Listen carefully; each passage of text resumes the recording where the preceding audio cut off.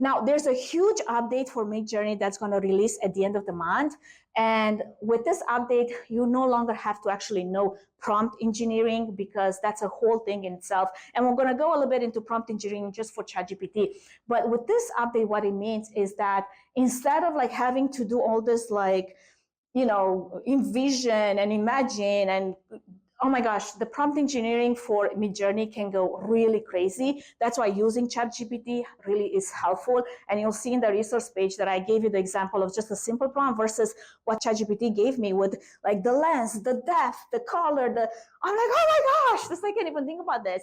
However, this new update, that's why I don't even want to go into doing any prompting for midjourney, because this update will really help especially beginners that are not very technical, but they might just have a really rich imagination. So it's going to be more like you're going to give the detail of a story, and midjourney is going to generate a bunch of images based on the details of this one story that you give it.